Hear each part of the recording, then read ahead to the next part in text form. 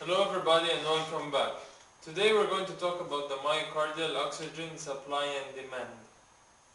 So there is supply and demand for the myocardial oxygen supply. For the supply, it includes oxygen transport and delivery, coronary blood flow, which is 80 to 90 milliliter per minute per 100 gram in the one tissue, and diastolic flow and resistance. So these are the supply. For the demand, we have major determinants and minor determinants, which we will discuss now.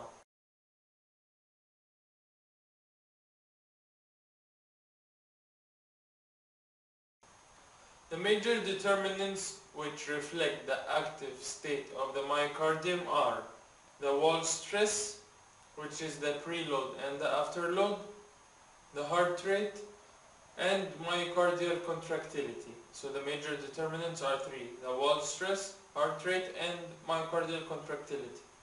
For the minor determinants which are linked to the basal myocardial oxygen needs, they are the cell structure maintenance, electrical activity, and transmembrane transport of metabolites like fatty acids, glucose, etc.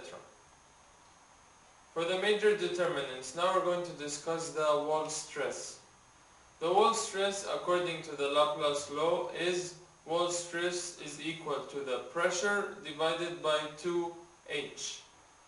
Ventricular systole pressure depends on the pressure in the aorta and the pulmonary artery, which is called the afterload.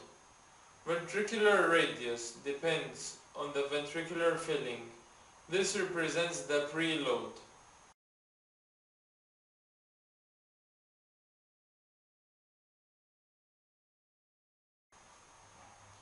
The Laplace law, which is wall stress is equal to pressure multiplied by the radius divided by 2 multiplied by the wall thickness, helps understanding oxygen demand, which is increased by high afterload, hypertension, aortic stenosis, a dilated heart. So these increase the oxygen demand.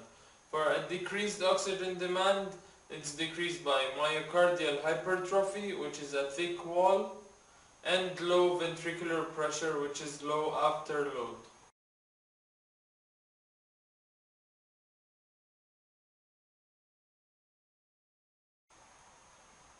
The heart rate.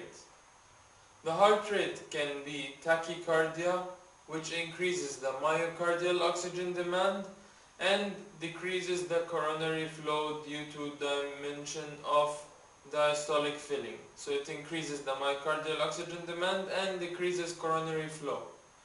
For the myocardial contractility, the positive inotropic agents increase the myocardial oxygen demand due to increased energy costs of enhanced excitation contraction coupling.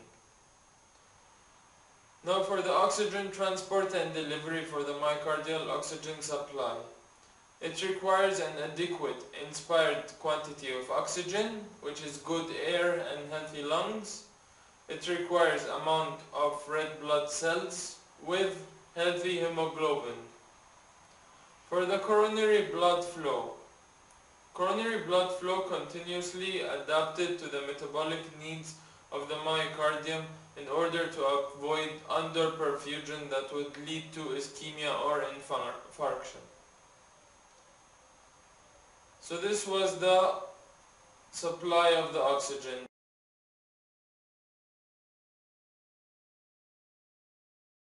So this was everything for today. Thank you very much and hope to see you soon again in the next video.